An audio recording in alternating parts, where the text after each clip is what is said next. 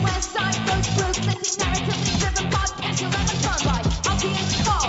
We get so fast, dice rolling below in the swans, never stolen, no smoke to the dogs of Warcry.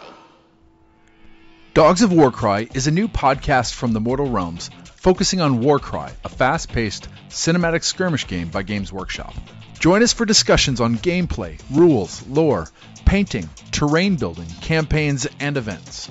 In Episode 8, we discuss our first experiences running and playing in a Narrative Warcry one-day event we called the Plunging Spires. Spoilers, the players were the best part. Welcome to the Warband. My name is Eric, or Stone Monk Gamer, and answering the call with me this week is Josh, a budding soul of torment. How you doing? Excellent. Thank you, sir. And Paven, bounding back to his squig crutch. How you doing, bud? I don't know what that means, but it's great to be here. And I use the word bud, which I hate calling other people bud. I apologize. Hey, we're all buds here. Yeah. Budding warriors of chaos, potential Vanguard here. It hasn't been too long since we last recorded talking about running the league, and we're kind of mid-league again. This week we wanted to talk soon enough after the Plunging Spires, so that it was fresh in our mind to talk about it, recap, etc. But before we do anything of that sort, let's talk about the hobby we've been working on. What have you been working on, Josh? Since we talked about our hobby battle, I've been working hard on Vanguard and working color schemes, working it out, adding some detail. Still got a lot to do, but so far so good. Very nice, very nice. Paven, what have you been up to? So it's the end of the year, 2019. It is. Year of our Lord. And so what that means is I'm finishing up kind of my projects for the year to like start the new year in a clean slate. And some of that means like hobby goals that I set for myself. So I've been able to stay up on top of my purchases, which is the biggest one. But one of my hobby goals was to paint a mini from the really old backlog before I had Discipline. So which is the deep in the attic. So I was able to dig up a model that I've been wanting to paint for a long time, which was Dawnlord Vyros from the War Machine range. And I painted him up pretty good. It came out maybe a little sloppy, but I'm happy with kind of how the colors worked out and like how much I've improved since last time I painted anything in that range or in army. So that was cool. I also painted an Eldar objective marker that had been sitting out for a while, and then my Vanguard, just as I'm also feverishly trying to get that over to over finished for our deadline. I guess we'll talk more about like kind of how we're going about that later, but yep, that's what I'm working on. Very cool. Very cool. Awesome. I am glad that you made it out of your attic safely. Feels like one of those things that you're taking your life into your hands to go and dig something like that out. And it was metal, right? Yeah. Pewter. Yeah, for sure. Pewter. Cool. Yeah, I can't. I haven't done much with metal, and I almost at the point, since I'm kind of new to the hobby, just the last 5 years, that I kind of refuse. Like, I don't have to put up with that. Yeah. So that's my bias. No lead poisoning for you. Exactly. I haven't. So last week I talked about doing my purge, kind of clearing out the hobby space, putting things back in its place, and I almost threw away. I picked up Blood Bowl when it came out a few years ago, with the intent of like getting some of my family members or my father-in-law into kind of miniatures gaming, football equivalent kind of thing, and it didn't really happen. And so I was going to throw them out, but I thought it'd be perfect for my 7-year-old to kind of get started painting more or have more of his own stuff to paint. Mm-hmm. And so I gave it to him, and the first thing he did is he wrote a complete backstory for his quarterback. That's awesome. Before he even started painting for it. So I'm pretty proud of that. I didn't prompt him either. I didn't lay down any like narrative rules. Hey, you got to do this. Family. It's in the blood. So it was it's what he wanted to do. So he's got a whole backstory with this guy, and his name's Arabosk, which is a ballet term. And so he obviously like earwig picked it up from his sister doing ballet classes, and so he had to change it to Arabosk or something like that. So anyway, it was funny. So there's that. I've been painting a little bit on our buddy Tim's Terrorgeist. I had hoped to use the Plunging Spires as motivation to kind of polish that thing off. I've not painted one before, not in full, and so I'd done some trade with him. So I've been working on that and really enjoying it. And then working on my Varangard, and like I think I've painted some parts of it over a couple of times. Not because I'm trying to perfect it, but just because I keep like randomly putting paint on it and then be like, wait, what was I thinking? So looking forward to kind of putting some more work in that over the weekend. Otherwise, the other thing I did is I have kind of some glass shelves in my one of my storage closets. So it's a weird storage area that we inherited with the house, but it has a couple of glass shelves, and I laid out all of my favorite armies. So it's not as cool as like our buddy Aaron picked up a new shelf, like IKEA glass case for displaying the old Jet-Off? Something like that. I don't have anything like that, so they're behind like a closed door, but I open it up and I can see all my favorite models and that I've built or painted, and it feels pretty good. So that's awesome. Yeah, there's something special about just looking at your minis that I feel a self-conscious amount of enjoyment from. I bust out the old ones in the boxes and stuff, the old pewter ones, and it brings back a lot of memories. Yeah, definitely. I spent a little bit of time. This is off the Warcry topic, I guess. Is I have a Sky Elf Drukhari drawn army that is a proxy for Kharadron overlords, and I've finally figured out what I'm going to do for my Ironclad equivalent. And so usually when that kind of like aha moment comes where kind of enough pieces fit together, it feels pretty good, and I want to get started on it right away. I'm going to use that motivation to like work on something that I don't want to work on, that I want as part of my display board and fun. So that's cool. And then also got to start playing a little bit with some 3D modeling for kind of pieces that could go onto the ship. So I know, Josh, you're keen on me learning a few more of those tricks. Yes. Too.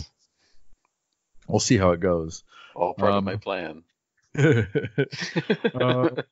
then, just drumming on the league and kind of excited to get through the almost excited to get through the holidays so that I can like see a clear path to the next league. Not that I'm not excited for this one. I just haven't gotten to play this season as much. So, but yeah, that's me. All right. Why don't we go to battles in the 8 points? And now Paven and I, unfortunately, as I was mentioned, since we last recorded, have not gotten any games in. And believe us, we feel a lot of shame. Shame. We know that every single one of you is looking through your speaker, your computer, your phone, right through us with disappointment. And we promise we'll make that better.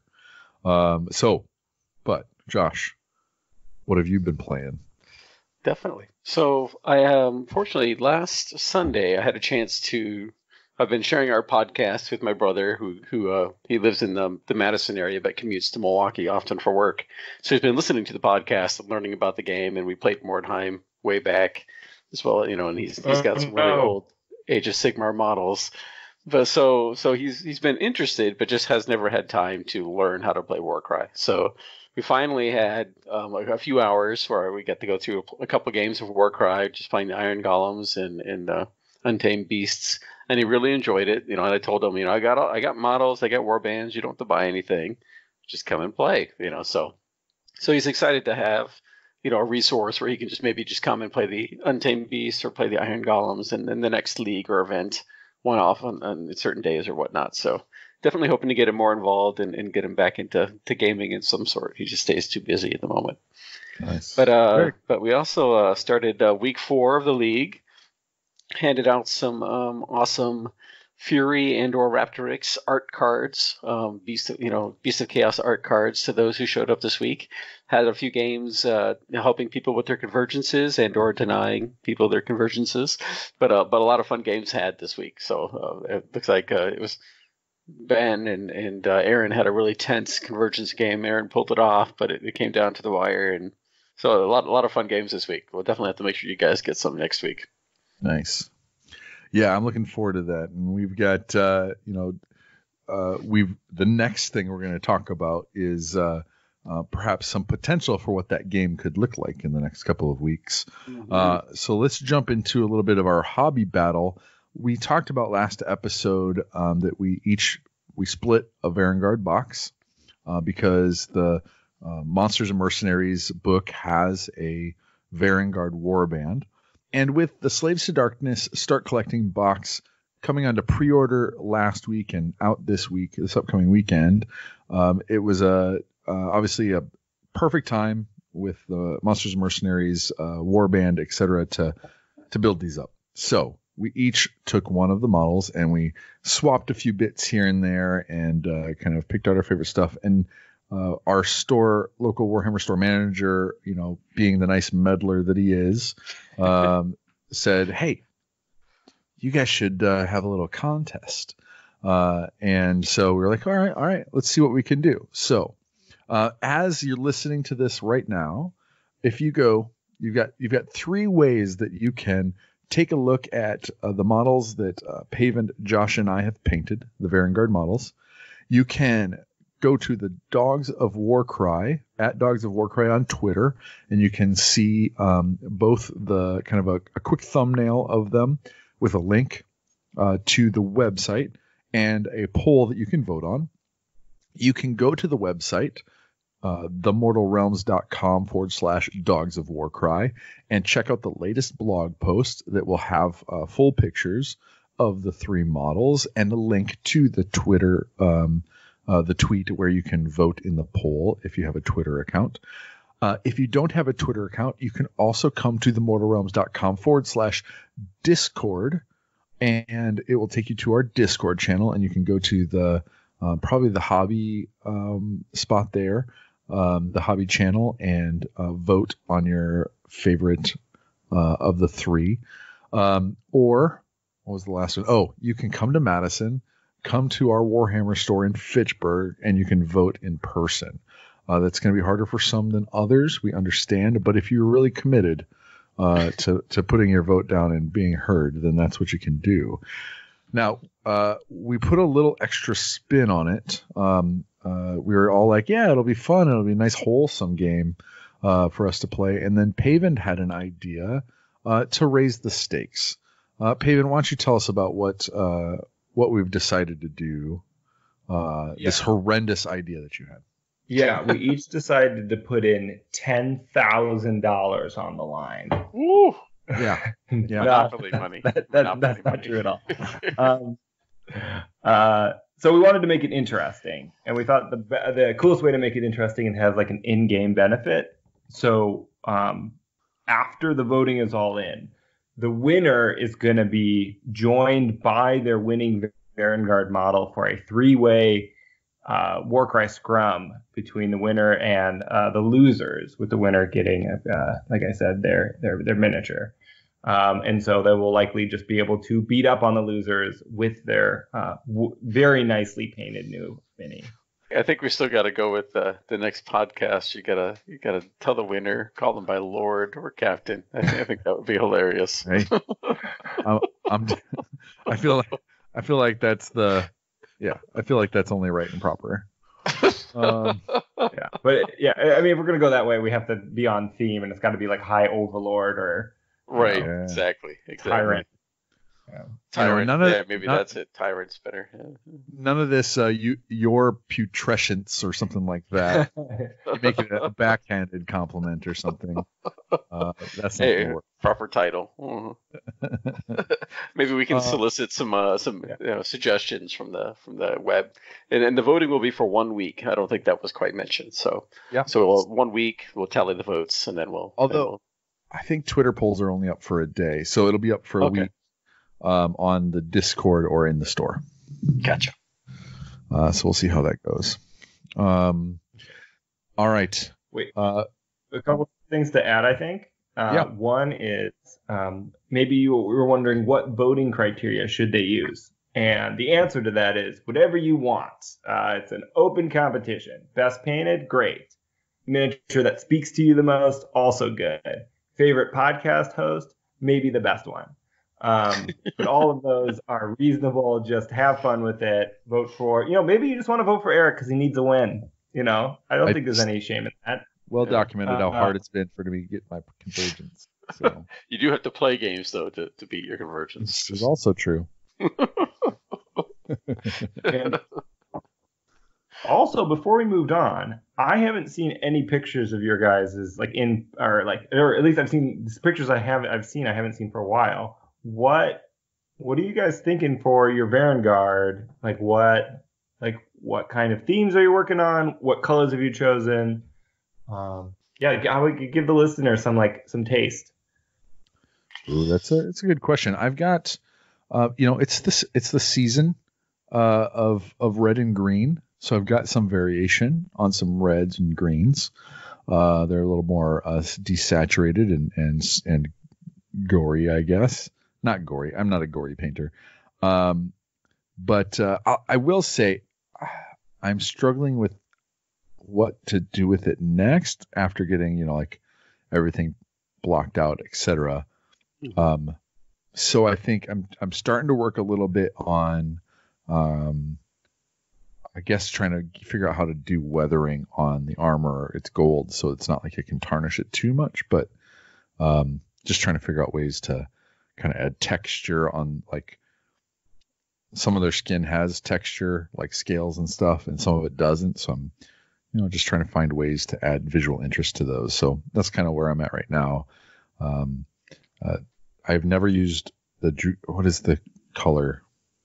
Incubi Darkness. Oh, yeah. Which I used on my my trees for my Sylvaneth Wildwood for Warcry stuff. And I really liked how they turned out there. And so I tried them on here over watered down and over the gold. And it's such a great color.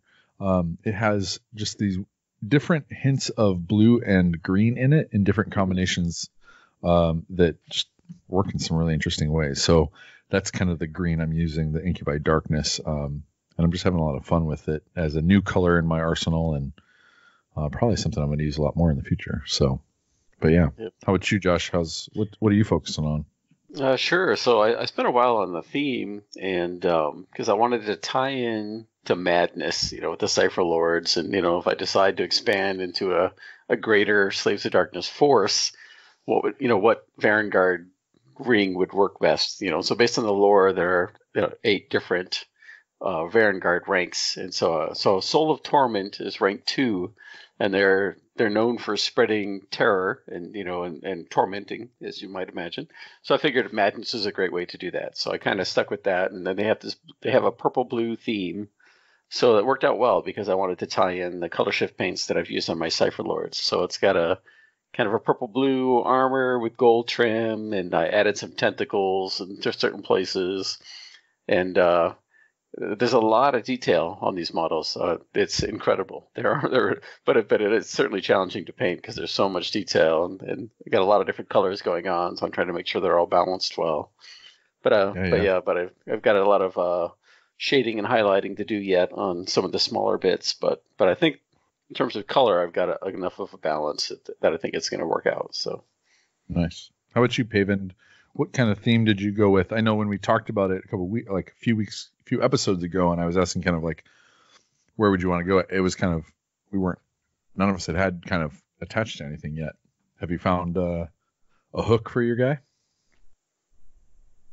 Kind of. I have a loose kind of thought around my guy. The kind of thinking is I don't buy any bad guys that think they're bad guys. I don't think that's how humans work. I think everybody thinks they're the good guy.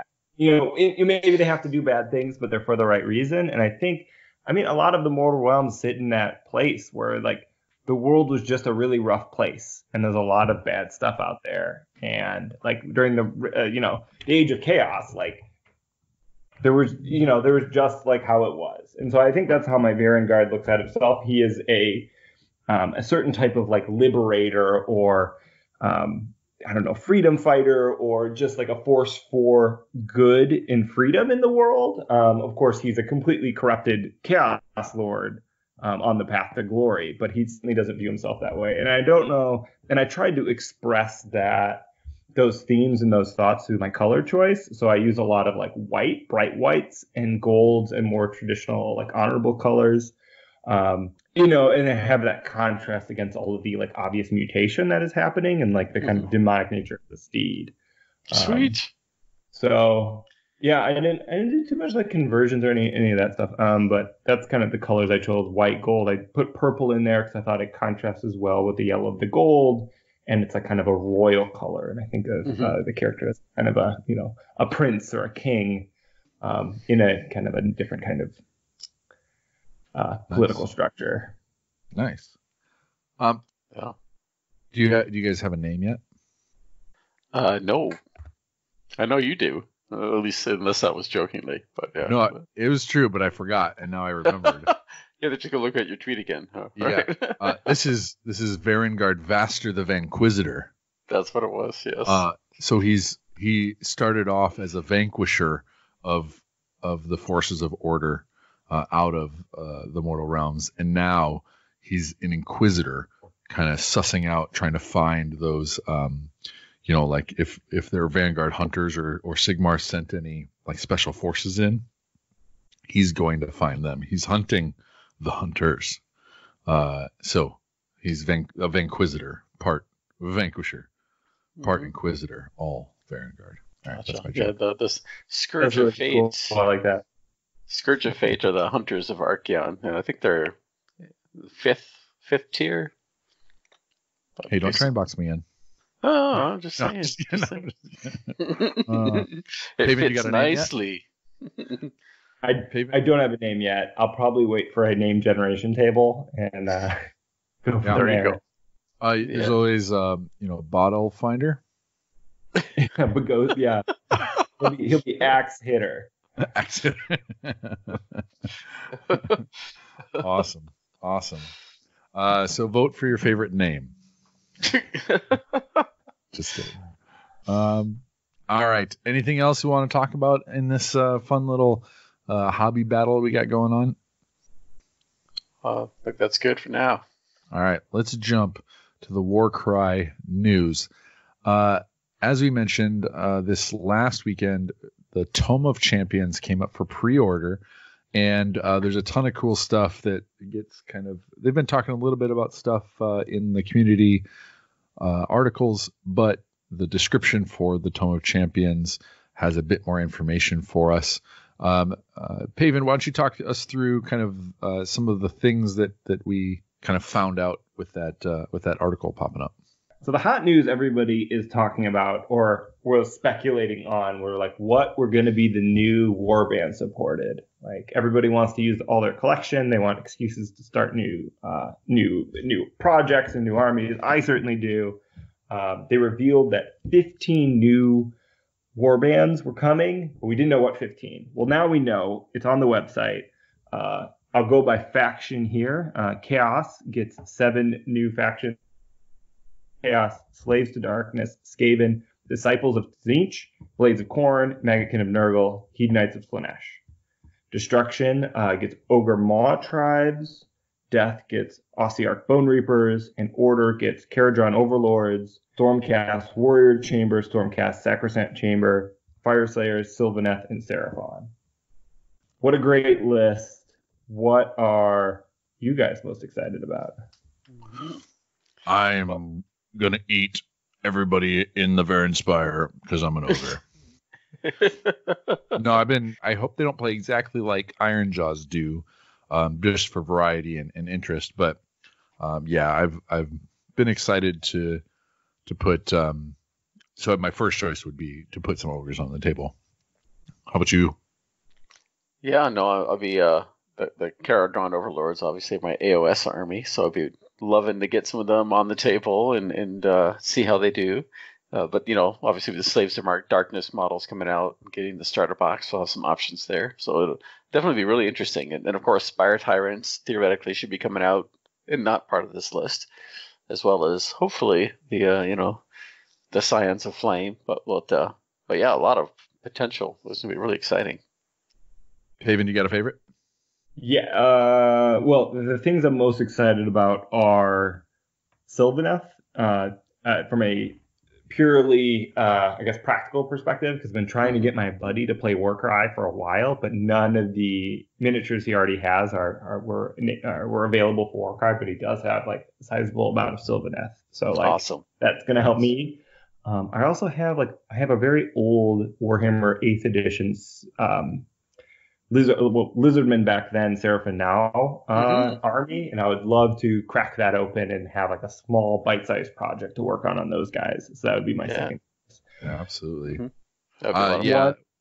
We've got a couple of guys. One of our local players, Phil, who's on the What the Hex podcast. He plays Seraphon, and so I think that could be a great way for him to jump in. Davey from What the Hex is keen on a Beast of Chaos. Aaron from our league, not from the Mortal Realm stuff, his wife has a Sylvaneth army, and I think that'd be a great way for her to jump in. I'm definitely excited by what this means for kind of maybe an influx of people or some new armies popping up in either mid league or next league. Mm-hmm. Definitely. Now, not to derail us on this topic for too long, but something Josh said sparked a wild speculation inside of me. Now, it's interesting that we didn't hear about Scions on the Flame or Spire Tyrants, which I really thought would be in this book. Do you guys think that means we're going to get another box set with those two factions as opposed to them coming out individually? That was my thought early on, that they saved 2 in order to have a new starter set. I think this was your idea first. So I think, because the other thing too is that they have to, they want to have releases ongoing, right? Mm-hmm. So I think that they will have. I do think that they may come out with a new starter set with either could have a new core terrain, or could just have less terrain or something like that. That's kind of another way to get in and have 2 armies and split it with a friend, but at a lower price point. But who knows? Mm-hmm. What do you guys think? That's a great question. Yeah, no, I didn't think about it that way. But that certainly sounds possible. Yeah, we'll certainly have enough to chew on till then with this book, because we have other information coming out of it. Josh, do you want to talk about like the other champion mode? Yes. Yeah. So the champion mode sounds really interesting. It sounds like it's kind of an advanced or more narrative way to play. And Sam Pearson had mentioned in Twitter that it could be just like kind of the quest work individually for each warband, that one person could be playing in champion mode and the other person could be playing in the normal Warcry mode.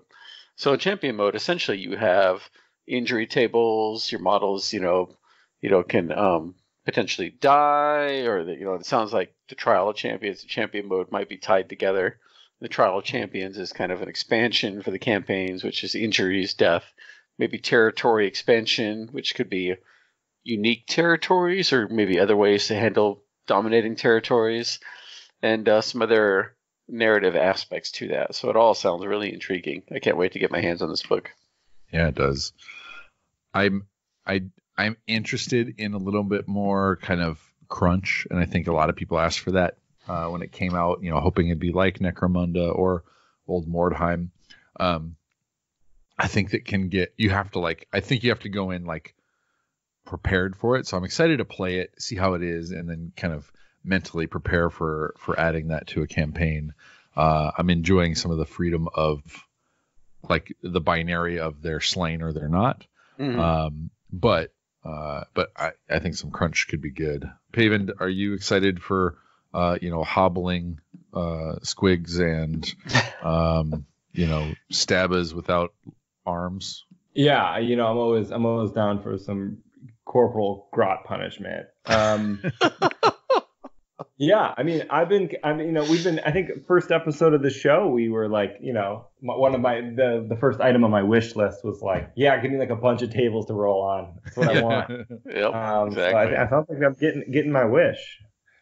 Yeah, and just to add to that, I think, I was talking on some of their forums today, people were talking about what does, 15 more warbands mean? Is it going to dilute the Warcry narrative and the scene, where we're at? And so I was trying to bring up, kind of as we talked initially, like you said in the first episode, we talked about how this rule set is such a nice, quick rule set that ideally it could be used as a skirmish base for games throughout the AOS worlds. And I think now, and I kind of mentioned it on the website, is that with these other warbands coming out, we have those opportunities. We don't have to necessarily dilute the 8 points, with all these warbands. If they're fighting there, that's great. I think we're still going to have lots of growth and depth and continue learning about the 8 points. But I think it also gives everybody the opportunity to play a skirmish-based game with this rule set anywhere in the realms and tie it into your AOS games or other sorts of games. So I think just the potential now that we'll have with these warbands coming out is going to be great. Yeah. No, I think it's due. It's, every couple of months, seeing something new, getting the league energized, getting the community as a whole energized, giving us something to talk about on the podcast. So obviously, exactly. We'll have that coming up. I don't know how you guys feel about timing, but like I remember when Masters and Mercenaries came out, we're like, oh, we're excited for this, but we're still like very excited for core Warcry release. For what is this book called? Tome of Champions? For Tome of Champions, I am so freaking ready for it. I'm like super pumped. I'm ready for more content, hungry for it. Yeah. No, I think the expansion and the kind of the way they're expanding it is pretty cool. And I think the thing that sets Warcry apart from maybe some other ones that that are expanding or maybe feel like they're expanding too quickly is that they've really emphasized how optional it is. They've really kind of given us permission on an individual level.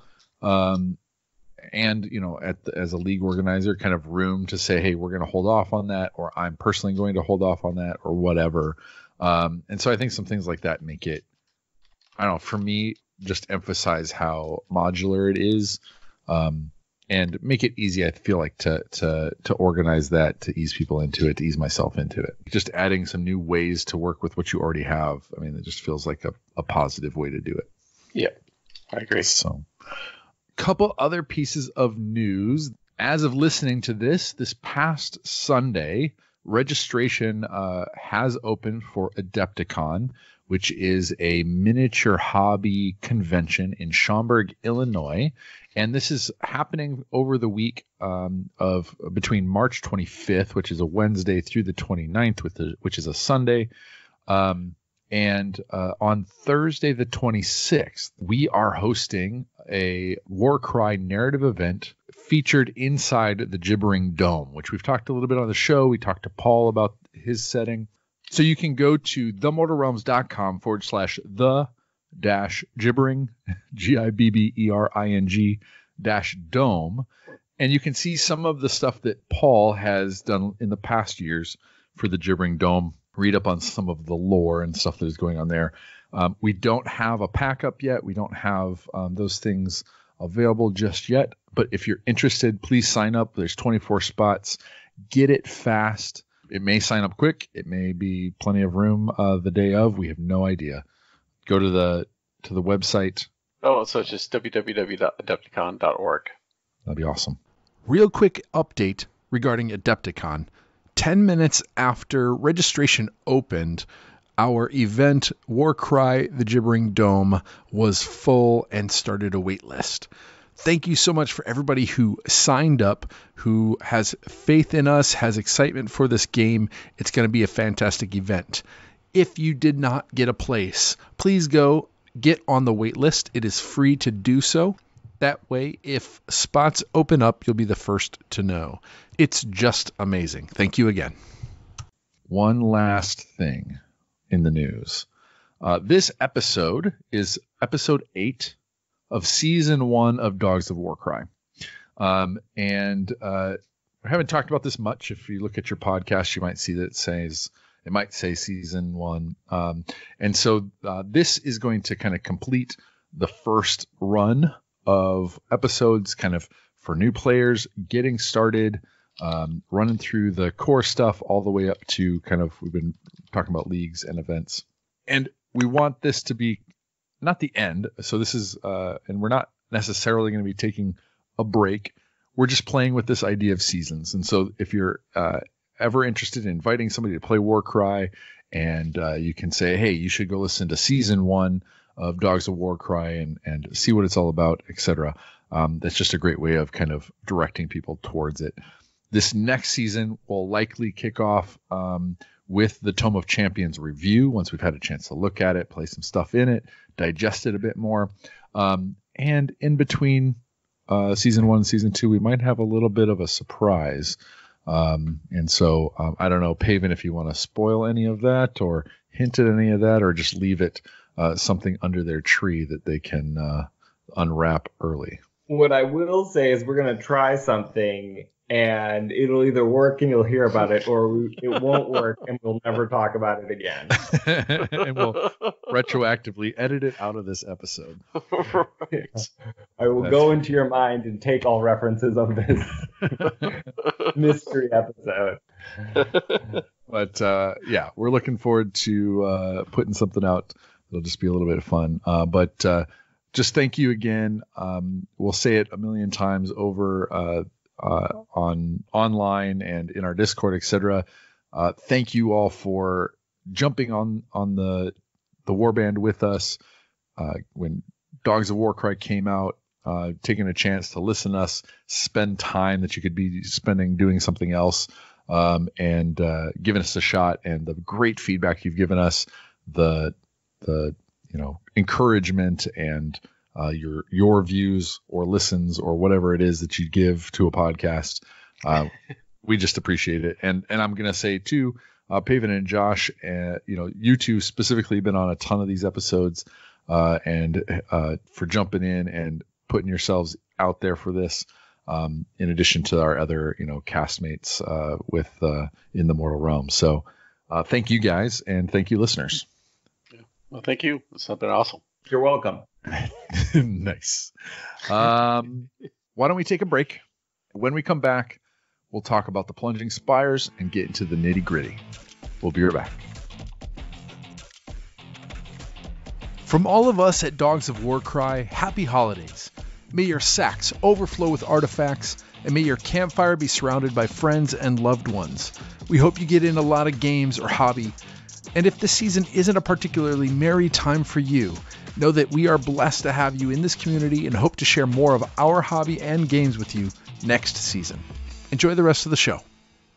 Welcome back. Our victory condition this episode is to share our experiences setting up and playing in the Plunging Spires Warcry narrative event. I want to start off, we're going to do something a little bit different.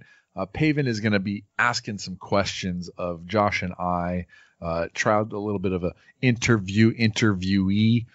He's going to try and get under our skin. He's going to try and get the real scoop. And our goal is to stay on target, share the message, and don't get nervous. So, but before we jump into that interview, what I want to say about the Plunging Spires first and foremost is that none of it is worth anything or nothing. None of it would have been half as cool without all the participants, the players that came, showed up, and gave their narrative selves.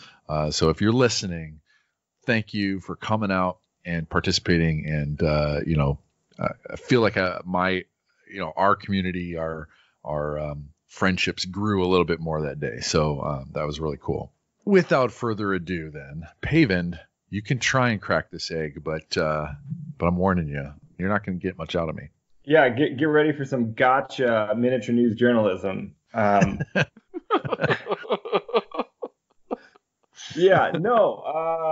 super excited to talk to you guys about this event. I've been pretty much pumped about it since it was over, and I kind of consider this like a super fan interview. And before we jump into all of my questions, I want to quickly give a quick summary of the event and what it was to provide our audience with some context. Now, the Plunging Spires was a 16-player Warcry narrative event. Happened on a Saturday a few weeks back. It was an amazing experience for myself who was just a participant and didn't help at all. But I, brought my orcs, had a really great time. Everybody had a fully painted warbands. Everybody had a backstory. We had 8 tables that had unique setups and terrain that changed every round. There were 4 rounds, and in the middle, kind of the centerpiece of the whole event, was a 3-dimensional map of the Plunging Spires itself that our warbands moved across as we progressed in the campaign, and each individual spire corresponded to a different board. So it was very immersive, super fun. I don't want to get too much into the details because I want to hear that from you guys directly as the runners of the event. But it had a really great narrative focus where it had an overarching narrative for what is the Plunging Spires, what is happening, why is your warband there, but you could also explore your individual narrative during that campaign and through your games. So definitely my favorite event experience I've ever had. And to kick us off, Eric, I guess I'll start with you. What was the narrative behind the Plunging Spires? Can you tell us the story? Absolutely. The story centered around a number of journal pages that were scattered across maybe the mortal realms and found in different bazaars, or were in somebody's collection, and that collection changed hands through treachery or whatnot. The kind of narrative that I set out early, introduced the event to potential players, was maybe a captive getting interrogated by their captor, and this journal page was the kind of center of the investigation of where did you get this, what does this mean, and these journal entries were created by a character that I have in one of my armies, Admiral Sailfin, and he's part of my Sky Elf. I mentioned it earlier in the episode, my Sky Elf army. And just the idea that in his travels, whether that be as expeditions hunting sky sails in the skies of Gur along the aether pathways, or trading routes, or piracy, or whatever he's been doing, that he keeps some sort of journal of all these places he's been in the mortal realms. And this one place, the Plunging Spires, is this phenomenon that he doesn't quite understand, and he seems a little bit obsessed with. Puts an entry down for all these different spires that he's seen, and that the players, their models, their character, their leader has obtained one of these journals and has been compelled to travel to the spires to seek some fortune, to find the mystery, to whatever motivation that they wanted to latch on to. So the listeners may not know, but these journal pages, there are actually 16 journal pages that Eric illustrated himself and were part of the narrative story. So they physically got a copy of this page, they got to pick it out, and they had it, and it's related to the Plunging Spires itself, but it was illustrated and some details all filled out by Eric. So yeah, and it was a weird kind of start of it. Is that it all kind of started with, I didn't set off to say, hey, what would be a good hook of hey, if I'll do that and I'll do that and I'll do that.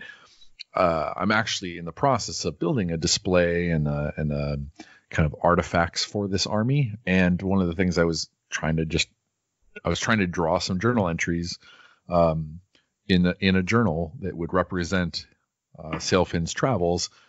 And one of the first images I drew was this image of these tall, kind of needle-like pillars of rock, all standing not as one big mass, but as these individual spires. And it just kind of caught my imagination that would look cool to play on, or to have a map of, or that sort of thing. And it was a journal, I just stumbled upon it, and it felt like a really good hook to share with other people, and it kind of turned into this. So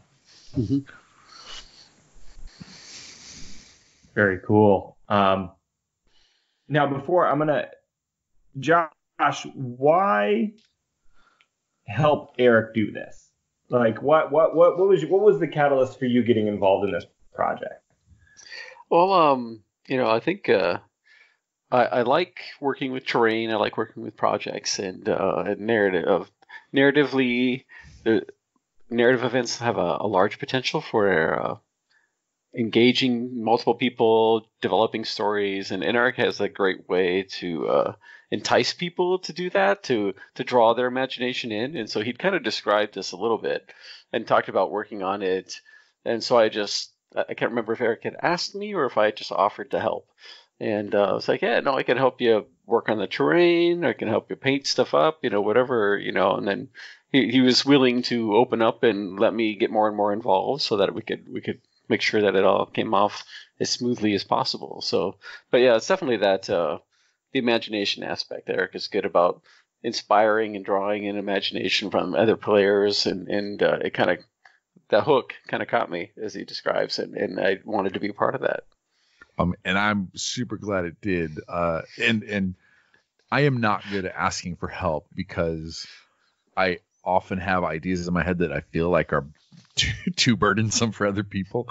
And so, but I think you had offered to help with something, and you said, and we had some experience running our own personal league together with some Necromundas. So I knew that you were the kind of person who would get all in. And so when you offered to help, I was like, heck yeah. And you'd been helping out with the league and that sort of stuff. We've been doing this podcast. And so, yeah, I think you offered to do a couple of things, and I probably loaded you up maybe a little bit more than you expected. But after the players, I would say thank you to Josh for all of the work you did to kind of help get this across the finish line. Because either I wouldn't have had enough stuff to do it, or I would have been mentally broken and not been able to pull it off. So I appreciate it, Josh. Next question. Why run a narrative event, and what is do you have a larger kind of plan in place? That's a really good question. To the first part, why run a narrative event? Since Age of Sigmar came out, in 2015.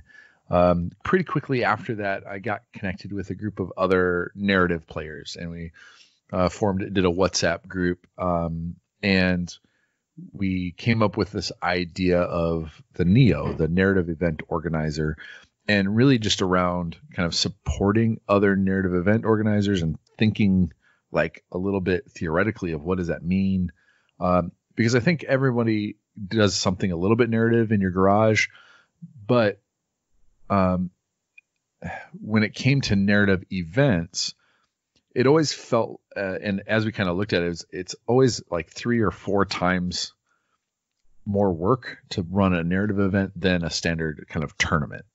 And not because, I'm not trying to say that it's better by any means, but just that there's more things to do to get people into it, to have the games linked, to tell a story, because those materials don't exist. So for a long time, I didn't run my narrative events. I had ideas, and I shared ideas, and I gave feedback on other people's events. But last year was my first time running a narrative event, and I ran it. It again kind of came out of working with Brendan from Cubic Shenanigans and the Milwaukee crew. And he had asked for some help to run an event because they run a lot of like small events there, but they're a very competitive scene, and he was like, I don't know if we narrative right. And so I was like, I was thinking of an event, and there was some synergy and running that, etc. And it was a fun event, and everybody who attended it was really cool. I don't feel like I was able to reach as high of a narrative as I was hoping for. And not to say I was disappointed, but I just knew that there was something. It was like when you leave something on the table, right? When you don't leave it all out on the field, something to that effect. Also, there's some pretty huge inspirations out there in our community, from the Realms at War event, organizers over in the UK, putting on these. I think they're 4 years now. They're coming into their 5th year of running these huge narrative events, 40 players, with the craziest scenarios and situations and that sort of thing. And the Midwest of the United States is such fertile ground for gaming, for tabletop gaming. And there's so many just great people in our community here in Madison, in Wisconsin, in our, kind of tri-state in the Midwest. And the only other big narrative event is the Holy Hammer events down in Peoria, Illinois. And those are fantastic. But they're just a different type of narrative than what I'm hungry for. And so I guess it was just one of those things where sometimes you can't not, like when you get a bug in your, what would you call it? Bee in your bonnet on something, right? And you just got to kind of work at it. You got to keep going towards it. And so I was working on this thing. I had this idea, but I also didn't know that I could pull it off. I'm not a super organized person. And I often think bigger than and don't ask for help. So, the first part was I just feel like that narrative is a fantastic way to play, but it takes a lot of work. But our community here deserves that kind of fun too. And I feel like we have a pretty narrative scene as it is. So I think the first reason to run it is because you should, and there should be more narrative events, and this is a great place to start them. To your second question is there a bigger plan? Yeah, I mean, I think some of it is that wanting to grow narrative as a whole, like for the past 4 or 5 years, I want to contribute to more narrative play, both in, on one hand, you get to run an event for yourself, you get to run an event for other people, and you learn things that you can share with other event organizers that are trying to break into it too, or figure out how to tackle this or solve the puzzle or whatever. So on a small scale, I want to keep growing this. We did this was a 1-day 16 player, we held it at a store at a free venue, charged, $10 to pay for some of the terrain and stuff that we put together for it. I would love to grow it to something where it was, 2 days and, more players and, we could charge a bit more so that we could host it in a venue that was even, more accommodating and maybe themely or whatever. I don't know what that means, but I feel like there's room to, and there's plans to make it go bigger and get more narrative and ask people to dive deeper, whatever that means. So, yeah, does that answer your question? It does. Does it answer too much of your question? Did I go too far? I'll leave that to the editor. I'm cutting every bit of this out, or I'm going to re-record all my answers in post. One thing I wanted to dive a little bit deeper on with was the map itself, because it was such a centerpiece for me. It was such a kind of a visual, exciting visual to be a part of, and this is the kind of, I don't know, what were the dimensions was like, what, it's 4 feet by 4 feet? Yeah, close to that. Of actual like vertical pillars that all the warbands would move from pillar to pillar, and they would actually fall apart as we plunge, so to speak, into the abyss. Spoilers. Sorry, go ahead. I said spoilers. They plunged. Spires plunged. Yeah, I think we're in the spoiler. I think we can spoil it now. Yeah, we can. But yeah, the spires plunged, and I was wondering, like, what was the generation for creating such a kind of a visceral and physical map for you as part of your event? Yeah, I mean, so I initially had created that drawing that kind of kicked it off, and before Warcry came out, I was testing ideas with knowing the dimensions of the boards and that they were kind of a smaller, manageable size. I had bought a big piece of foam and cut it out for in a not square or not rectangular shape to make it feel more organic, like you're playing on top of one of these pillars. And so that kind of spurred it on a little bit more, set the seeds a little bit more. And then I was trying to figure out, how to, it lent itself to saying, hey, these are spires. You should move from spire to spire. How do you map that? How do you create that? Last year for the first event that I ran with Brendan and help from some of the Mortal Realms crew was called All Hallows Siege, and we had built up. I think it ended up being 7.5 feet of castle wall and towers. It was to try and build that much in the time period that I had. I didn't get very detailed with them, and this is probably where I feel like I left something. I didn't put it all on the table in terms of like the final product of that castle. It was styrofoam cut into blocks. I used green stuff or the Green Stuff World rollers to kind of add a texture to it. Painted it up, washed it, dry brushed it. 7.5 feet of styrofoam, but it just didn't.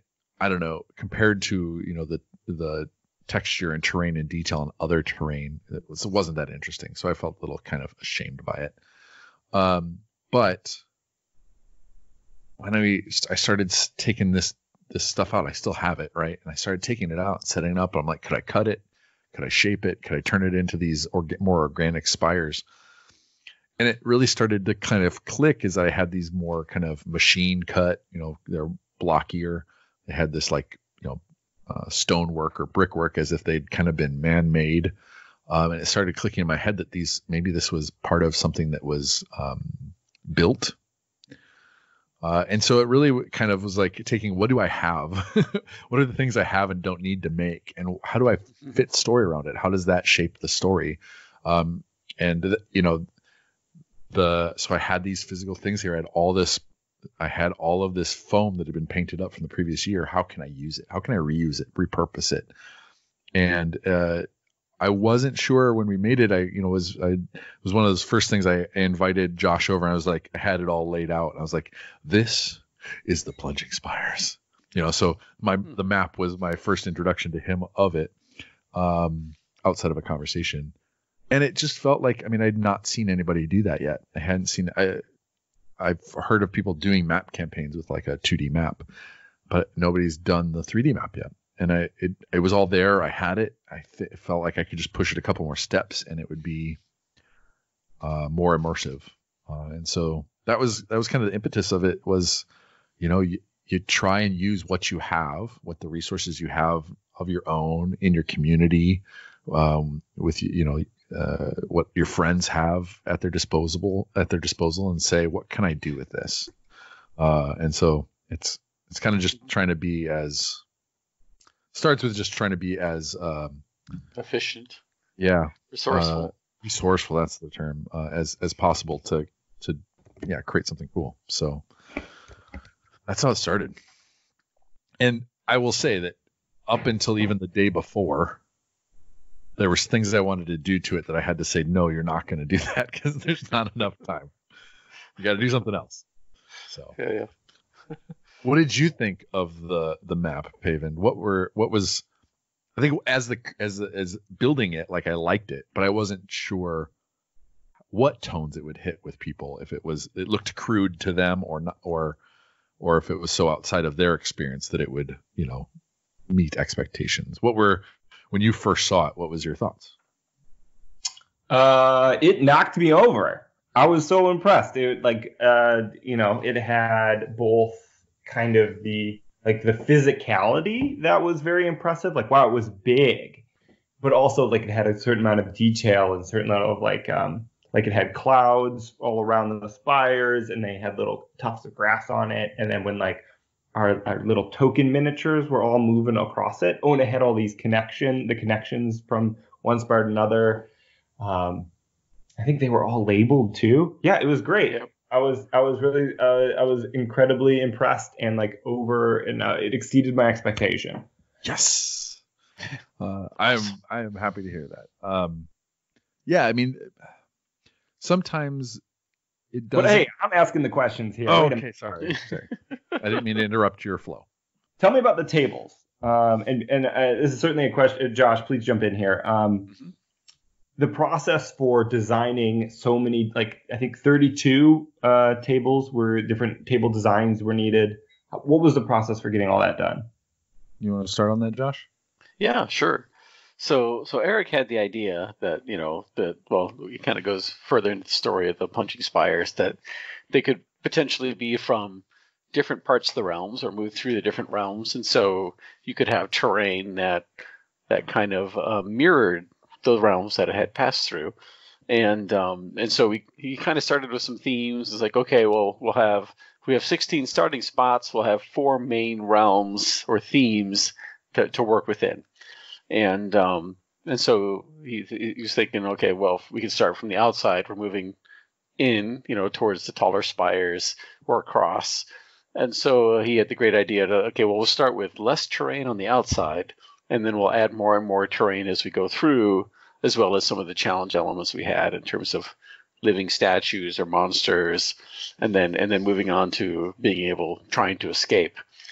So that lent itself really well to having 4 different themes that you could kind of tie into each quadrant of the pillars, but then also gradually increasing the terrain so that it felt different, moved it around, and it gave it a unique play style as well. So I thought it worked out really well in terms of how we can conceptualized it. Yeah, it was another case of looking at our friends, our community, and saying, what terrain have people painted up yet? Mm-hmm. And had already what. I had some old display board stuff that I was like, can I incorporate this from my undead army and from my ogre army? So how can I pull these in? What do I need to create from that sparsely populated first table to that densely populated last table that has the bigger pieces on it? And that's a theme of some of these events, especially the Holy Hammer event here locally.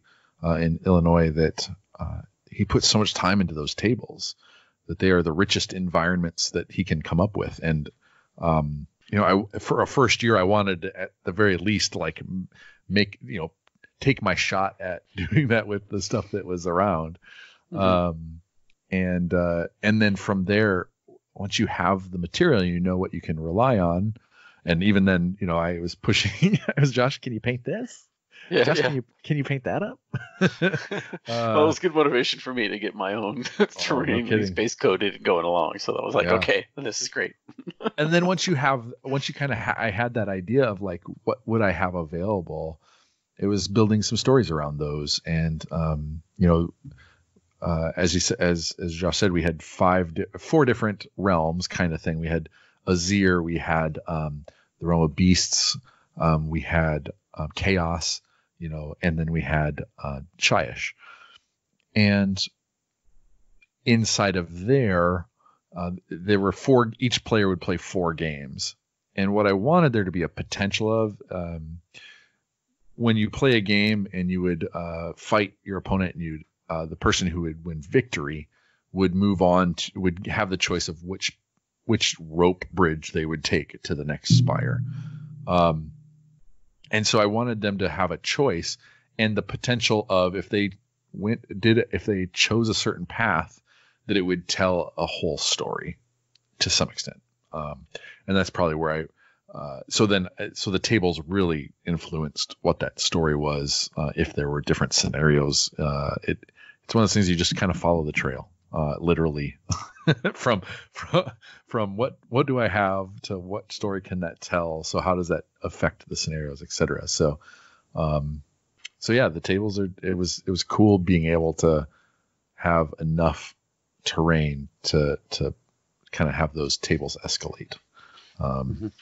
But I'm glad it succeeded. Yeah, it was really my favorite table was I think the one that had the Sylvaneth Wildwoods on it, because I thought the breakup of the like organic features on like this more standard Warcry terrain just looked really great. So from a visual perspective, that was my favorite. I know nobody asked, but I'm telling you. No, I'm glad that was probably my favorite too. Those wildwood trees look really amazing on the table. And changed up when we've just been dealing with ruins, for a lot of the early Warcry. So cool. And this is something I want to mention that I don't know if we covered exactly, but every table configuration corresponded with a specific spire, a specific plunging spire. So like you were moving through the spires and you moved to a very specific place every time. Yep. That's very cool. Turnout was very good. We had people coming from all over the greater Wisconsin area. This is something I have no visibility into. Yeah. What was like marketing effort like that to do that? Yeah, it was interesting because I had last year's All Hallows Siege. I can't remember. I think we'd hit 10 people, maybe something like that. And I was really hoping. I kind of painted myself into a corner with this map because it was I designed it for 16 players, and so I had to figure out how to get 16 players, and so I had this goal. And so I put stuff out on, Twitter first to get kind of feedback from the greater community, I guess, greater meaning just global. Then it was getting feedback locally and trying to communicate locally. And I haven't done a ton of that. I'm not on Facebook a ton, and that's where a lot of our local community interacts, etc. And so it was a lot of just trying to set up like a Facebook page or the messenger chat groups. Yeah, messenger, kind of building off of the league that we'd started. So it started off with just trying to get awareness. And then it quickly, and then part of that was I wasn't sure if I should keep all of these journals that I was creating a secret or share them. And at the end of the day, I decided, it doesn't do any good for people to not see it. Excuse me. Every bit of it that I was creating, I felt like I wanted to share it with the hopes that it would encourage somebody to check it out, whether that be to come play the event or just to be inspired to create their own. And then in the last, I suppose like 3 weeks prior, I think we opened up registration 3 weeks prior or 4 weeks prior. I can't remember. I think it was only like 5 or 6 weeks out from the event that we started it, promoting it. So it was, things opened up, and then I was contacting everybody locally that I could think of, that I knew, that I was connected to on Facebook, or that was in any of the chats that I was in. I was, generally posting, but then I would talk to people in the store. I would get kind of soft yeses, and then I took that as permission to hound them relentlessly afterwards. It was a little bit out of my comfort zone to like get at people, check with people. Hey, were you really thinking about that? Go check out the pack. Here's the link for the website. Go sign up. Check it out. Blah blah blah blah. And I don't think I bugged anybody. Like I never got any like negative like pushback on contacting somebody. But I felt like I did something different than I had the previous year, and I hustled, and I think that talking to Brendan, talking to other TOs, like I think that's what you do when you have an event and you're trying to sign people up, especially when you're starting something new. I think you have to hustle. I think you have to make sure people know about it. I think even if you told them one time, you need to find ways to tell them 2 or 3 more times. And it was a great way also to get a lot of the local community on my, messenger. And, now I can contact them about League. Now I can contact them about a future event. So I'm kind of, with that starting to build a little bit of a list of Warcry players that they're interested in narrative. So. Mm-hmm. Yeah, and I've heard anybody's interested in Eric's Warcry player database. It's certainly contact us. Josh, did Eric have you like on the phones or running bots or any? Were you part of this initiative? No, he took all that on himself. So I did bring it up in the store a few times. But, do you know how to run bots? Because I could use that. Oh, okay. Yeah, no, I don't. Right. So he did a pretty good job about that, and I just kind of plugged in with So what happens if we don't have 16 people, Eric? How are we gonna handle that? That's a great follow-up question, because we did have some last-minute dropouts, and I think you guys handled it really smoothly by like switch hitting on it. But what was the strategy there? Go ahead, yeah, John. so we talked about a few different approaches. So I think Eric said narratively, we kind of boxed ourselves into 16 players would be perfect. We had a couple people drop out. We had another one drop out because they're sick. So then we ended up with an odd number of players, and we could approach it either in, okay, well, we could treat it like normal Warcry game where everybody's quest is individual, and then we'll just move them to to the pillar that, if they want to lost, then they can still choose a different pillar to go to, even though they were on the actual physical map in the same place. But I think Eric approached it well, where we kind of took a step out of the narrative and said, hey, would you be willing to move your model to this side of the map so that we can make sure that you pair up with somebody else and proceed this way? And everybody was up for it. It went very smoothly. And I think narratively, Eric and I jumped in to play games against that other person. And they gave him the best chance to have a fun game against a variety of opponents. And I think that worked out well. Yeah. We needed to have an even number of people for sure. And because we didn't have all the connectors, or all 16, we had to skew a couple of connectors, and it was cool. There's Mark, thanks to Mark for being willing to throw his iron golem someplace else, because there was 2 or 3 iron golems over in kind of the same part of the map. And thanks to Vince, who had his bone splitters were Gork and Mork inspired, and could fling anywhere with the boot of Gork or the hand of Mork. Hand of Mork, right? So people really leaned into it, and again, I'll say is like wherever there was something where maybe I felt like I had not fulfilled like every last T or I of what I was trying to do on something, the players, what they brought to it more than made up for it, and probably made it better than me being kind of too controlling or too tight on something. So now, Josh, you played, I think, 3 games that day? Yeah. Yep, I did. All right. Mm-hmm. What was your mindset going into those games? Were you just trying to like smash opponents as usual, or was it a little different being in that kind of format? No. I was against you though. That was a little different, but in general, my plan was just I'm just here pitch hitting. I tried to play as well as I could, but not super aggressively. But I just wanted, and just tried to have fun, just make sure that they were enjoying themselves. If they were unfamiliar with the rules, I'd help them with the rules. Or if they wanted, I got to change this. Is that okay? Yeah, no problem. So just, having a good time, making sure people were enjoying themselves, but making sure that, I made them work for their wins. So. Yeah, I think our game was the closest game of Warcry I've ever played. Yeah, no, I agree. It was really exciting. Unique circumstances that Eric introduced that we talked about last podcast. All right, next question. I guess I want to roll back a little bit, like the morning of. What was your guys' prep process, or maybe the night before? Kind of like what are the things people should keep in mind? How was give us a peek behind there. So the night before, we went to the venue, which was one of our local game shops. That has a lot of space on Saturday mornings and through the day, and set up the map first. No, did we set up the map first? No, we couldn't get to the map first.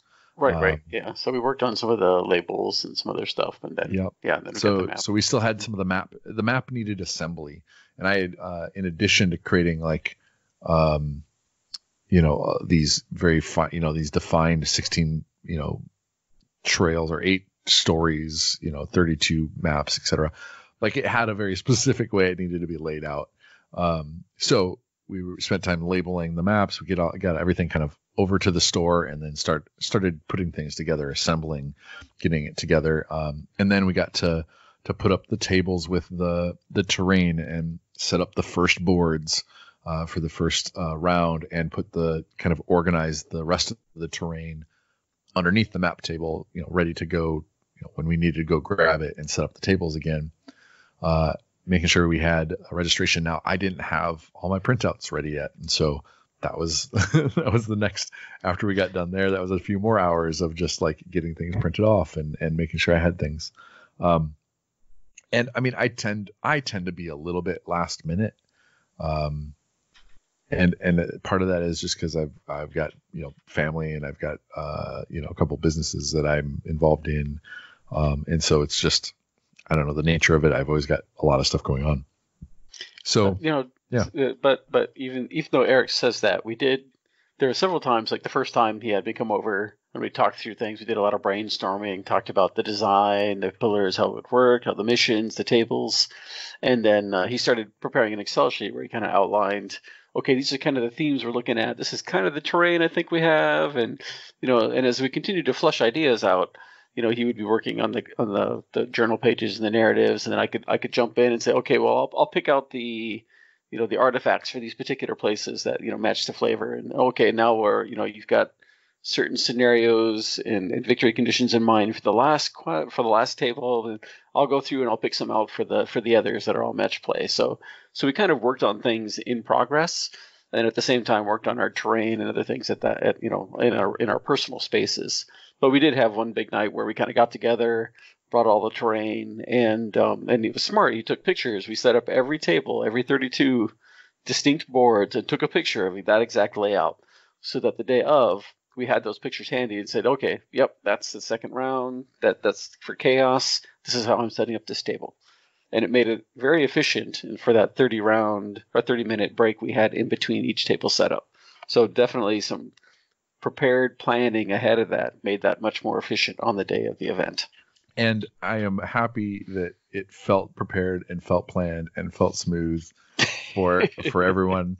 And that's, I mean, to some extent, that's as long as you're not inconveniencing them or like causing them to wait and causing them to kind of hold for you to come up with something or do something. Like they'll give you some, like there was still certainly a little bit of downtime for players who got done with games faster, but my hope was that I didn't want any of my chaos to feel chaotic to them. Right. So I'm glad to hear that it felt smooth and organized. and a quick shout out to Aaron, who's one of the Mortal Realms podcasters as well. He came, hung out for several hours, and helped us kind of get some things labeled and prepared. Getting some lunch stuff organized. Super helpful to have him there. I just want to make sure people were aware that we had another person from the team that came in and helped make things more smoothly. Yeah, so. Josh, you specifically mentioned like the scenarios and artifacts and fleshing those out, and we had unique scenarios for all the boards and all the rounds. We also had some things that were we had both like match play, which you mentioned, kind of deployments and things like that, but we also had some more off the wall things. Were all the crazy ideas Eric and all the balanced ideas Josh, or how was that? Well, I'd say we both had the idea that, okay, for this type of event, most of the missions should be match play and, kind of standard, so that people, had an equivalent opportunity to win or lose. For the very last scenario, since you were escaping the pillars at that point in time, Eric had, okay, this is we're going to combine these two victory conditions. They've got to get off, and the most person who gets off is going to win. So that one was kind of tailored, and then Eric had his own ideas for a couple of those particular scenarios, like the one that we ended up playing. So yeah, particular highlights for me were two scenarios I played. One was, I think we mentioned before, where you rolled for every one of your fighters every activation, and on a 1 they were hallucinating and your opponent got to do that. That one didn't. That was a fun game, but it didn't always feel great. And then the other game was an objective / treasure / thrall. Yes. So like what? That was apparently like a monster that would jump around to different fighters, supposedly damaging them, but we didn't know that rule. That was also a wacky game. Yeah. It was funny because I think it might catch some off guard to hear that. Like I love narrative gaming, but I like playing tactically, and I want a narrative event to be something where the person who wants to just immerse themselves in their character, win or lose, like our buddy Paul does, like he just wants to be narrative and make narrative decisions, whether they're advantageous to winning or not. And you have other players, like our buddy Mitchie, who is he likes to win tournaments, or he likes to play hard. And I want everybody to be welcome at an event. And so I'm not anti-competitive or anti-tactical. And we can talk about kind of how we incentivize the type of play and et cetera. I'm sure there'll be questions on that, but yeah, I mean, I felt from a standpoint of like, we still are pretty new to Warcry. We are not experts on how this game plays or what scenarios work well where, which warbands were going to be there, etc. And so starting off, kind of, if you start off with the match play stuff, if you know where he deploys, you know where you deploy, and when you're sitting down to tackle a bunch of concepts coming in, or the story that I was just telling in between, like having something that was easy to jump into, like that wasn't too complex or quirky, was part of the goal. And then from there, find a couple of ways to experiment. And Paven lent me his Warcry terrain, or your Azerite Ruin terrain, plus your converted Loon Shrine that we've talked about on the podcast before, and for one of the stories. And that definitely inspired me to say, well, what would be going on here? And I wanted to play around with some mechanics. I wanted to play around with some things. Like, again, Warcry does a great job of being modular. There's certain things that you know that are going to happen, and if you just tweak them in little ways, it changes. It can make big changes to the games. And so in the case of the Thrall, when you talked about it, I was like, well, what if there was a chance that you couldn't move your own, and you had to treat everything on the board like a Thrall, where you'd roll, and on a certain dice up, you treat it normal, but there was a chance that that would fail, and your opponent would get a chance to screw you over, but not too much. Like, instead of getting to a full action with them, they just got to make one action with that activation. And I mean, to me, it was obvious that there would be a hazy cloud of spores around that Loon Shrine, messing people up. Even in narrative play, like, again, I think we're kind of new to narrative play in our area and event play. And so some of it is me being a little bit cautious, or not giving people too much quirky to wrestle with. We had 2 players that had never played a Warcry game before. And by the end of the day, they felt fluent. And so that's just after 4 games. And so I think that's the strength. And I didn't want to mess with it too much, except for the tables. And Paven, you just happened to stick on that series of tables. So you got both. You got the brunt of both of those. Yeah, I played on the same table with my set of terrain that whole event. Yeah, you got a whole story. Yeah. Yeah, consistent narrative experience. Guys, tell me about awards. My number one with a narrative event is that there's no podium. There's no prize at the end of the tunnel for winning all your games. I don't ever want to signal that that's the most important part of a narrative event. Even in the Spire, there was the tallest center spire that had a narrative to it, but there was also edge spires, like, that would weave off to the side, and they had a narrative to it. And I didn't want everybody to think that the only way to win or to succeed or to have fun at this event was to just go towards the middle spire. I wanted to encourage exploration. I wanted to encourage kind of choice and choose your own adventure, where you go and what you experience. So first and foremost, kind of taking podium off of there, I think we ended up with 8 awards. Mm-hmm. So we had this idea where, there'd be achievement awards of some sort. Found some files and 3D printed them, kind of combined some crystals to make them look like the pillars themselves, the spires. And then we put them in this cauldron and then put them on a wooden base. And so it kind of looked like a nice little trophy where the Plunging Spires are sitting in this golden cauldron. And additionally, we magnetized it so that you could remove the cauldron and spires to use as an objective in a game or whatnot. Or you could leave it on the bigger base that had the title, the name on it. And so we thought it would be a fun, memorable experience for anybody who won that particular achievement reward. And we made sure that anybody who had won an achievement reward didn't get a second one for a different category. So we tried to spread it around with as many people as possible. Yeah. No, that was cool. And thank you again, Josh, for helping me figure that out. Here were the different awards, and we associated titles with these, so as you do. But so Headhunter, and I did this last year, and this is another thing that I didn't do this year. I don't think I got these recorded down anywhere, so I have to rely on everyone who got the award to message me back and let me know which award you got. But the Headhunter reward, so I apologize. I wish I was able to kind of call out who got each of these, was the most leaders out of action. So kind of one of the things you want to encourage is that going up against your opponent's leader, getting that heroic, main boss matchup.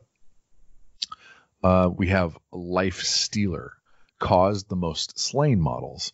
Now this one, becoming slain is a little bit more random, and one of the objectives the standard roster for a Warcry league is 20 players or fighters on your roster, and then you pick an amount of those off to put on the table, depending on the points you can put on the table.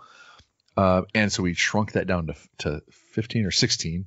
15, and so this is one of those weird things where it was 16 players. It was on the 16th, and there were 16 on their roster. I get a little hung up on that sort of thing sometimes when it's available. But so we thought that would feel a little bit like tighter. Like the one of the things we've recognized over the league is that the roster doesn't really feel like it matters that much. It doesn't.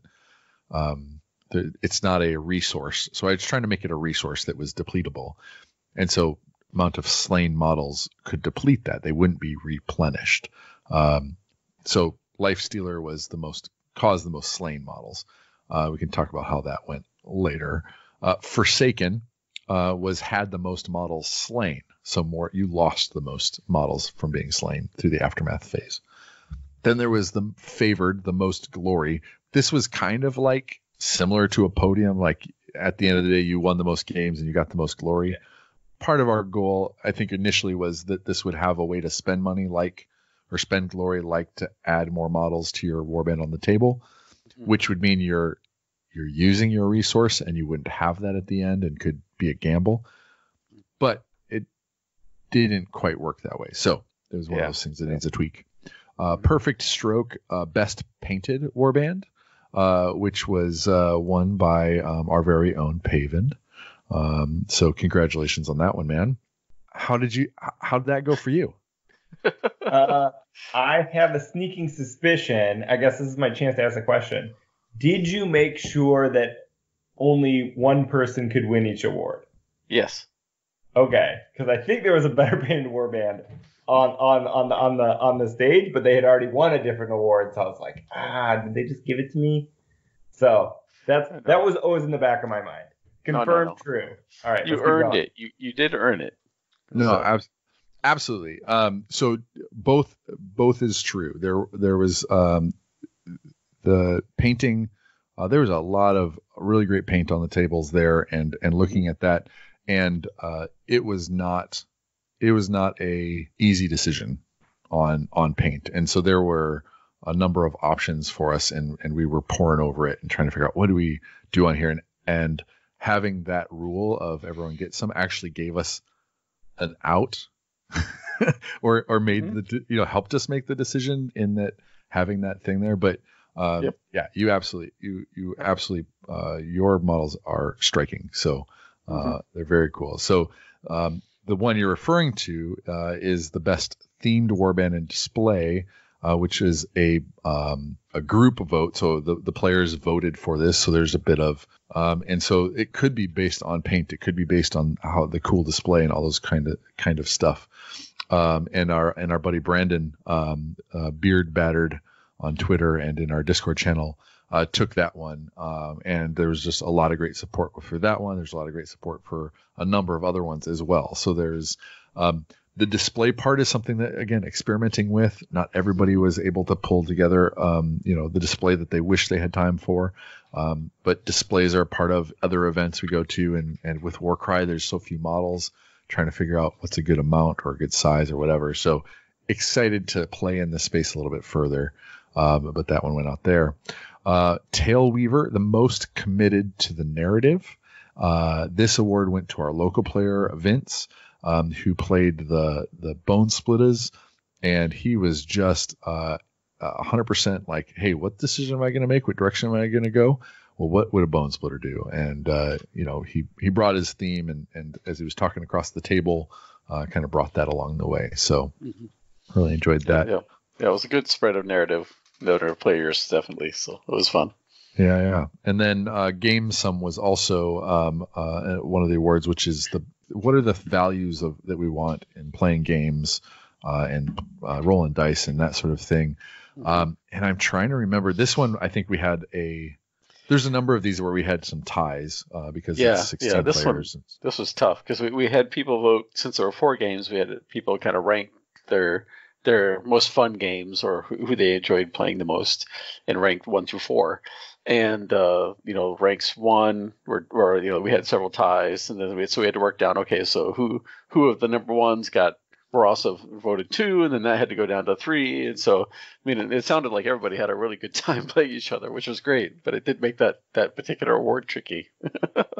It did. So some of that needs ironing out, but that rounded off kind of. Here in the Midwest, we like some of these scores around, kind of the character and the behavior that we enjoy when we're going to travel or pay to go to an event.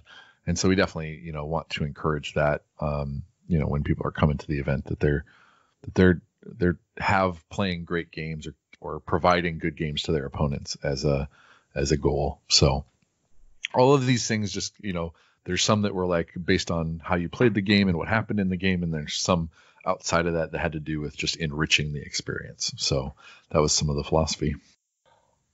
All right. I want to finish up talking about kind of lessons learned, takeaways, and where we go from here. But before I forget, I want to talk about the end of the event. And so I guess the way I want to do it is I'll explain kind of how it was going, and what it was feeling like to participate, and then Eric, you can probably talk about the kind of the finale. Oh yeah, so, I am excited to hear this. I didn't realize I was going to get this insider point of view, so I'm all yours. All right. Okay. For better or for worse. Everybody plays a final match, and it's kind of a get to the realm gate kind of final where everybody's trying to get their guys off the table. All the spires have been falling this whole event, and we're on the last ones. There's no more to go to. They're plunging. We don't want to plunge. So it's a get to the realm gate scenario. After that scenario, the winners, we kind of go around, talk about the winners, and they are almost always put into, if you get through the realm gate, you get put in a location that your warband would want to be. So for example, like my orcs won their last game, and so they made it through a realm gate, and they're kind of on a quest to, my war boss is trying to kill a specific elf, actually Sailfin, but he wasn't there, but they end up in Haish, and they are able to, so they have a lot of elves to deal with there, and so they're very, very happy punch at a good old squishy punch up. And that was kind of the same for everybody. But like more interesting, more exciting are the people that didn't make it through the realm gate. And all these spires are going down. And like you hear them like clunk, clunk, clunk, clunk, clunk, clunk. Very tense moment. And you're like, oh man, am I going to watch all these warbands die? They all have names and stuff. And that's certainly the feeling, especially because before they completely disappear in the mist, Eric gives everybody an out that is like, hey, does your warband have a reason for leaving? And I think a lot of people took the ejector seat. The ghosts flew away because they're ghosts, so they're fine. That makes sense. And I think some other people were able to magic their way out through a gnaw hole or a portal or through the divine you got a big swift kick from Gork and you got punted back to the realm of beasts or whatever your chosen exit was. And I think that was a really great to increase the tension and allow people to still have control over their warband. But I know if I was going down, I'm riding this baby all the way to down. I want to see what happens. Are we all eaten by a monster? Are we all just grinded up in the gears? Are we all just plunging to our death? Are we all sucked into the realm of chaos? Could be anything. It's the mortal realms. And so we slowly sink into the mist. And then what happens, Eric? I don't know if everyone knew that there'd be some sort of mystery here, or if how many of these trails or stories built it up. I tried to make it clear that there were some oddities about these things, and that none of them fell over. Like there were some of them that were pockmarked and half destroyed, but they're still standing. Why wouldn't they have tipped over or there's some things that looked older or out of place. There's stuff that from different realms. And I would say there's a bit of a giant MacGuffin here where the spires clicked and clocked through with gears and stuff down into the darkness, into this mist. Likely somewhere into the void in between or somewhere else. And they shifted to kind of direction or angle or dimension or something, and then started lifting back up. And everyone who was riding on a spire going down ended up riding it back up, and it brought them to kind of when it finished and they looked out over the horizon, they saw that they had been added. Their spire had been added to a bunch of spires that had already kind of arrived. And you might say that the Plunging Spires was at the end of a cycle of some sort. The spires that had been there had maybe a century, who knows, some period of time had been there and like slowly plunging down. This location, finally everything plunged, and as far as the players know, have come up in a new location and kind of looked out and seen new opportunity, new locations, stuff like that. I tried not to answer too much. Games Workshop, some of my favorite stuff is when they kind of give you breadcrumbs and they let your imagination go with it. Yeah, so I'll leave it there. I can talk more about it, but at the end of it, those who rode the pillars all the way down and were I guess brave or committed to that part of the story. Not to diminish like Vince getting his bone splitters punted back to Gur, which fine. Give them that autonomy to tell the story. Trust them to come up with something that, you remembered so many of those Pavens. So, it's like, that's awesome. But yeah, those who rode it all the way down, who trusted that there was going to be something cool at the other end, I wanted to just give them kind of a start of something new. And to add to that, part of the discussions throughout preparations, Eric had also mentioned that, something like this, where it's, where the terrain, the places you play disappears and pops up in a different realm, also makes it a replayable experience for other people in other places to potentially bring up and use, or that we could even replay it locally, and you could put in new realms. It's popped up in a new realm with new territory, new terrain pieces, new warbands, and so you can kind of get that ongoing story with this particular unique location. So that was also one consideration that he had during the development part. Josh was the only one I had told that to. You don't want to jinx it and say, hey, this is going to be so awesome that people are going to want to play it again. Right, right. Paven, what was that? Was there too much story there? Was there not enough story there? It was such an unexpected treat. I wasn't really planning to hear like a kind of a universe spanning like narrative that we got, and I really enjoyed it, especially because I don't think you mentioned this, but it had like a certain metaphysical property of like the spires maybe are part of the mechanisms, the internal mechanisms that hold the realms together, or are part of kind of some like cosmic a plan or balancing or filtering of the magics. Unclear, but it was nice to be able to like inspire even more kind of imagination about like how the mortal realms work, because there's so much space there, and it was really cool I very, very much enjoyed it. Cool. Yeah, awesome. I tried those little pieces where you're like, hey, can I make this make sense but not have to make sense? Mm-hmm. It was certainly grade A Age of Sigmar nonsense. Perfect. Let's stamp that. It was one of those things where as you're building it, like you can sometimes be too close to it to know whether or not things are coming across, right? At some point you have to step back and go like, nobody might ever see this, and so don't get too hung up on it, right? Somebody may not connect these dots, or maybe I typed that font in such an illegible way that they won't read that clue that I put on that page. I wasn't going to mention the font. So, an elf wrote it, so don't blame me. At some point, like, you have to let go of it. Hope that you put enough in that people at least see that there's effort there, I guess. See that you poured some passion into it, and hope that translates into enough of an experience different from what they're used to playing. So, yeah, I'm glad it worked for you. And a few other people we got feedback from too. So yeah. That's good. People left there's a lot of smiles on people's faces, and that's, at the end of the day, that's what you're hoping for, is that people left that day with a smile on their face and ready to hobby some more, ready to play some more games, ready to share their experience with other people, and come back the next time. That is a great segue into my next question. What are your takeaways? What did you learn from the event? What was the big surprise? What would you do differently next time? The things that I would take away is that, one, every person that shows up is a valuable contributor, collaborator for the story, the narrative.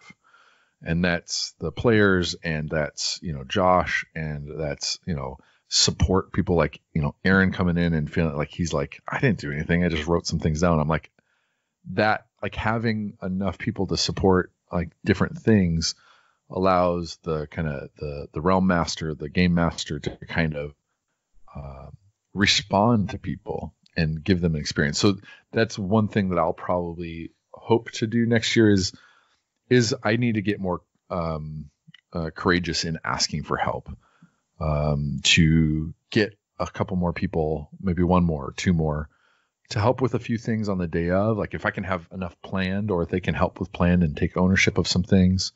Yeah, I was the primary narrator, but this wouldn't have happened without Josh. So I don't want to sit here and go like, hey, it's all, that it doesn't matter how much of it I thought of, like it wouldn't have happened if Josh hadn't helped me out. Right.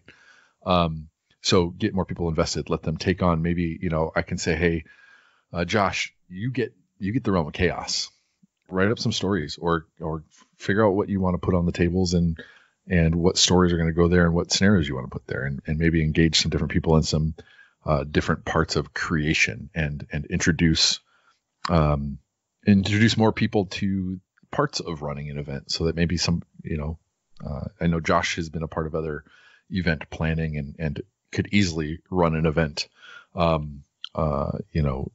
take lead on an event. And there's other people I bet who could, if they just kind of got to see the way a little bit. So some of it is just kind of building up more people around you that are playing, and you start with one experience and then you move to the next, and you grow and you keep improving, not, the gameplay and that sort of stuff, but more community. Right. Mm-hmm. I think the thing that I regret the most from this event was not having the time to take more photos and share more stories of what was happening as it was happening. And some of that is pressure from, my connection to a lot of those other events where they're constantly putting out, they've got, a live feed basically of their event, or not a live feed, but like a live blogging of their event that they have going on. And you get to see so much of it and participate in some aspect that I wanted that too. And I didn't quite achieve that. Even though I had designed some things to be easier for that. It'll have to be kind of improvements for the next time. I've got another one, but Josh, is there anything that you would focus on, or anything that you think kind of takeaways that you had? Yeah, I think more time, perhaps. I felt like you said, we kind of started advertising. It was maybe 5 weeks out, and you had been working on some things before then, but we started really kind of placing, getting things together and working on the physical aspects, maybe in the last 3 weeks of it. So I think definitely, okay, now we know we want to do something, we can plan further ahead, prepare, so that it doesn't feel as hectic, especially, like the night before, where you're going out and you're still printing off stuff, making copies of things. That's not something you want to burden somebody with. So I definitely think if we plan further ahead next time, it would be easier on everybody involved.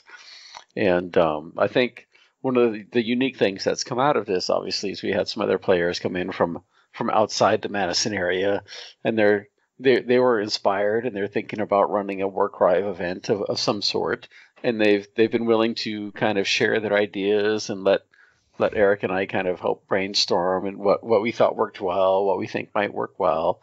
And so I think, we've been growing the community and like, Eric talks about with the Neo group, is sharing those ideas and what worked well and what didn't, so that other people feel empowered to run events and share that with other people.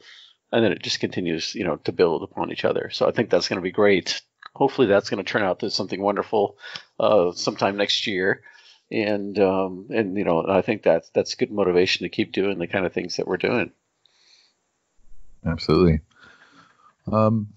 Yeah, I think my last piece of takeaway, and it's just more affirmed from the league stuff, is that some of the best things you can do is take advantage of the momentum.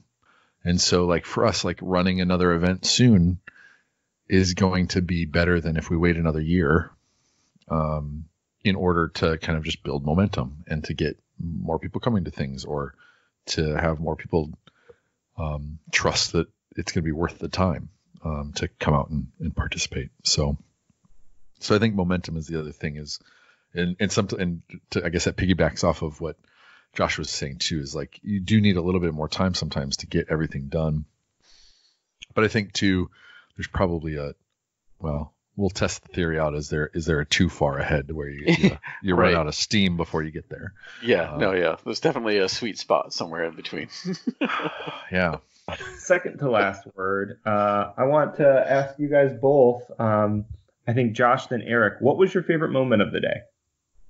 Actually, I think the favorite parts I had throughout the day were people getting involved in the story and kind of sharing tidbits of why their warband was on a certain spire or not, and what they were going to do, and I had not been expecting Eric to kind of do a game master narrative ending. He hadn't really shared that with me, and I think it was somewhat spontaneous.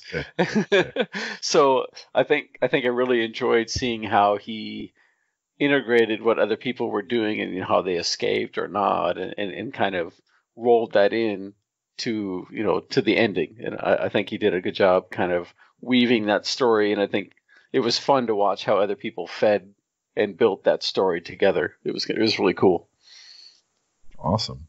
The first big moment for me was everybody arriving and kind of the gathering of the warbands and placing their models on the map, because I wasn't sure if it would be awkward or weird or what, and everybody was there for it. Like everybody was like ready to put their stuff on the map, and that felt good, like that I was fulfilling the first part of what everybody had been expecting. And then the second moment was the ending, and some of that is completion, some of that is wrapping up, some of that is exhaustion, but I had, like every step of the way the story was unfolding for me, right, of the planning and of the preparation, and I had the ideas of what this thing was. And while I was trying to share as much as I could, I did want to keep some things in my pocket, even from Josh, because I feel like he's put in this work and I wanted to be him to have a surprise as well, right? Part of being a game master is that you don't know what there's an improv there. I knew what was going to happen with the Spires plunging. I didn't know who was going to be victorious. I tried not to, while I planned out a ton of things to the T, I didn't try and plan out exactly where each of those realm gates was going to go. I tried to come up with something that was flavorful for them. Part of the reason why I was like okay to like let people like jump off at any time was I guess give them that choice, and giving the people that stuck a little bit more, like, or test what do they think is going to happen. Right. But then it was that final moment closing up. I definitely felt like people resonated with the story at the end, and that was a fantastic moment. Feeling like everybody felt satisfied with kind of what happened to their models, and I didn't have to crush anybody. Right. Right. No dreams were crushed. No. But yeah, so those were, if I may take two, I'll take two. All right. Last question before we wrap it all up. We've talked about Adepticon a couple times, as that's the next event you all are putting on. Can you give us a little teaser to whet our appetites for that event? Ooh. No. Okay, well, thanks for coming in for the interview. I'll see you next month. No, the truth is that Eric and I need to brainstorm and come up with some ideas. And we each have, I think, some general concepts, coming away from the Plunging Spires, and but now we have access to Paul's extensive terrain collection for this particular event. We haven't yet sat down and talked about, okay, what kind of story do we want to weave for this particular event and this location? And so that's something we're still developing, but we'll definitely be able to share more about that as we progress. Yeah. The Gibbering Dome is this location that even before we learned about Shadespire and before we learned about, where Slaanesh had been captured in between Ulgu and Hish, we, had some inklings that there were realms between realms. And so the Gibbering Dome is this palatial, expansive, like city building, like all good settings, right? It's got the mysteries, it's got treasures, it's got ancient civilizations and the remnants of that. And there's a spider theme in this because Paul created it. And so there's some aspects of these webs that steal memories and hold memories, and this place of knowledge, and so it's kind of this place that is full of wonder. And Paul has built this terrain that is modular, and it is a more epic location of terrain than I think I've ever seen. Even the stuff that Steve Herner builds doesn't feel as big and expansive as this does because of the height he creates with this stuff. So it is this kind of pocket city realm dimension location that you can find out more about on themortalrealms.com/the-gibbering-dome. And there's some audio there, there's some write-ups there, and you can learn a little bit more about this location that we're going to be playing Warcry in on this awesome terrain. Well, that's it for my questions. Thanks so much for you guys coming on the show. Again, thanks for the campaign. I had a super good time. I can't wait for the next one. And yeah, that's it. Thanks for coming on the show, guys. Yeah. Thanks for taking on the task of interviewer. That's not always easy. I hope to have you guys back again. It was definitely a fun experience, and it's nice to share and talk about it, and hopefully other people be inspired and share ideas as well. So continue to do some fun events and things like that for Warcry. Definitely looking forward to it. All right. Thanks everybody for listening. We're going to be ending their first season here with this episode. Again, we will be back for season 2, probably in the new year with Tome of Champions. And we might have a little surprise for you in between. Unless we don't, then you didn't. But then we'll remove this message. Yes. Adios. It's time to put a muzzle on this episode. If it was a good dog, support the show with a positive review on iTunes, sharing it with friends, joining us for hobby discussions at themortalrealms.com/Discord, or leave a tip at themortalrealms.com/Patreon. More content is available at themortalrealms.com and on Twitter at Dogs of Warcry. Welcome to the Midwest side, those ruthless, narratively driven podcasts you'll have a fun ride. I'll be in fall. We get so frost, dice, rolling, roll, in the swamp, never stolen, no snow to the Dogs of Warcry.